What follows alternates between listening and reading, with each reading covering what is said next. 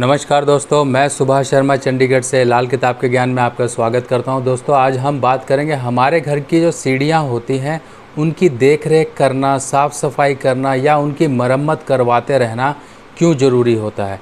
कई बार लाल किताब के अकॉर्डिंग हमें ये भी कहा जाता है कि इस वर्ष अपने घर की सीढ़ियाँ मत तोड़िएगा, कहीं किसी तरह की आप सीढ़ियाँ तोड़कर यहाँ से वहाँ स्थान मत परिवर्तन करिएगा।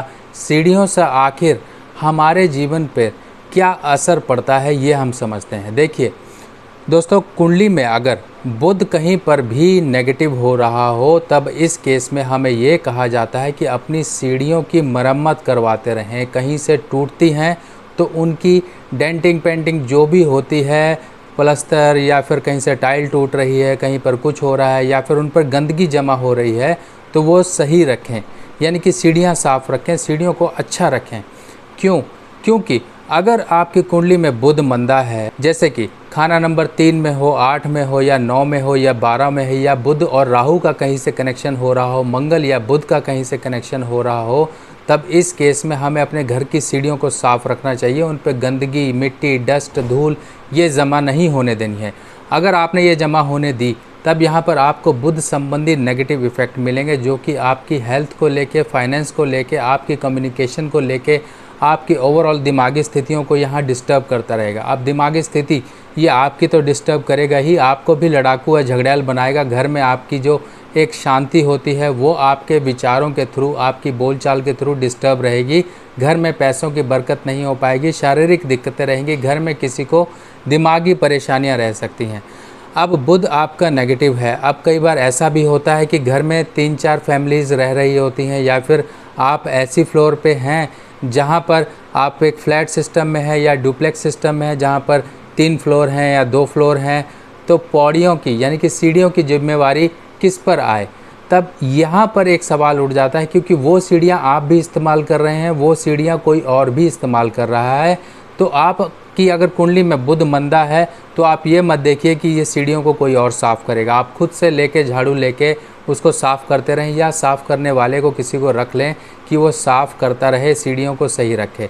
अगर आपका अपना मकान है और बुध कहीं पर भी मंदे खाने में आ रहा है या फिर बुध खाना नंबर 8 में आया है, तब इस केस में सीढ़ियों के साथ साथ एक उपाय और बोला जाता है कि आप अपने घर के पूजा स्थान को ना बदलें। अगर आपने अपने घर के पूजा स्थान को बदला तो ये बुध खाना नंबर 8 में आया हुआ आपके जीवन में ऐसी तबाही मचाएगा कि आप उससे उबर नहीं पाओगे। खाना नंबर 8 में अगर बुध आता है तब ऐसे केस में अगर आप कोई मकान, अपना पुराना मकान उसको नया बनवा रहे हैं, या फिर अपनी सीढ़ियों को कहीं पर दूसरी जगह पे शिफ्ट करना चाहते हैं कि यहाँ से नहीं, अब यहाँ से सीढ़ियाँ निकालेंगे, तो आपने खबरदार हो जाना है कि खाना नंबर 8 में अगर बुध आपका वर्षफल में आया है या खाना नंबर 8 में आपके बुध है, तब इस केस में आपको सीढ़ी नहीं तोड़नी है। अपनी सीढ़ियों को जिस जगह पे हैं उनको वहीं रहने दें। देखिए, खाना नंबर 8 का बुध तो निहायत ही मंदा है ही, और ऐसे व्यक्ति अमूमन जो है अपने घर की सीढ़ियाँ तोड़ के कहीं दूसरे स्थान पर ले जाते हैं, अपने पूजा स्थान को बदलते रहते हैं, और ये सब परेशानियाँ उनके काम काज, सेहत, फाइनेंस, ओवरऑल चीज़ों में उनके परेशानियाँ देती हैं। कई बार बुध 8 वाले तो बेसमेंट में भी रहते हुए दिखाई देते हैं कि इन्होंने अपना काम धंधा कहीं बेसमेंट में शुरू कर रखा है, या फिर ये बेसमेंट में रहते हैं।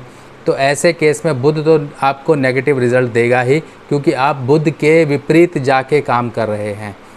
अब इस केस में अगर बुध खाना नंबर 8 का है तो आप अपनी सीढ़ियाँ ना तोड़ें, उनको तोड़ें नहीं, बल्कि सीढ़ियों को अपने मरम्मत करवाते रहें, उनकी देखभाल करते रहें कि आपकी सीढ़ियाँ बिल्कुल चकाचक रहें, कहीं से कोई ख़राबी ना रहे, साफ़ सुथरी रहें, तो आपका बुध वैसा ही रहेगा।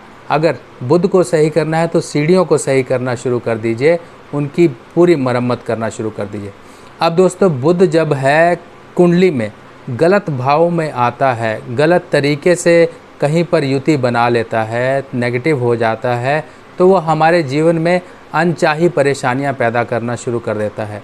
बुध 8 के उपाय में एक उपाय ये भी है कि अगर जन्मदिन से पहले बुध आपकी कुंडली में 8वें खाने में आ रहा है, तब आपने 2 उपाय करने हैं। एक तो मंगल का उपाय करना है और एक सूर्य बुध का उपाय करना है। मंगल का उपाय ये होगा कि कि आपको 34 दिन पहले या 40 दिन पहले आपको एक मिट्टी की मटकी में देसी खंड या शहद भर के आपको कहीं जंगल के एरिया में दबानी है। और जब बुधवार आएगा तब बुधवार को आपने तांबे की लोटे में या गड़वी, जो बड़े साइज़ की एक लोटा होता है, उसके अंदर मूंग भर के, साबुत मूंग भर के, ढक्कन को कलई का टाका लगवा के आपको ये जल प्रवाह करना है। एक उपाय आपको जन्मदिन से पहले करना है, एक उपाय आपको जन्मदिन के बाद करना है, और चाहे तो आप ये हर 4 महीने में रिपीट कर सकते हैं, ताकि बुध खाना नंबर 8 का आया हुआ आपके लिए प्रॉब्लम ना क्रिएट करे। बुध नेगेटिव है तो उसका उपाय सिंपल यही है कि अपने दांतों को फिटकरी से साफ़ करते रहें और छेद वाला तांबे का पैसा जल प्रवाह करते रहें। छोटी कन्याएं होती हैं, उनका आशीर्वाद लेते रहें, उनके चरण स्पर्श करके उनको कुछ ना कुछ भेंट में आप गिफ्ट में देते रहें। बुध नेगेटिव है तो रात को मूंग भिगा के सुबह पक्षियों को डालते रहें, ये बहुत ज़रूरी है। ये उपाय करने से आपके बुध के नेगेटिव इफ़ेक्ट कम होंगे और बुध के जहर से आप बचते रहेंगे। आपके जो जीवन में परेशानियां एक बुध क्रिएट कर रहा है, उससे बचाव होता रहेगा। बाकी दोस्तों, आप लोगों के लिए छोटी सी जानकारी थी, पर बहुत ज़रूरी जानकारी थी। तो बाकी नेक्स्ट वीडियो में फिर मिलेंगे, तब तक के लिए अपने सुभाष भाई को आज्ञा दीजिए। नमस्कार।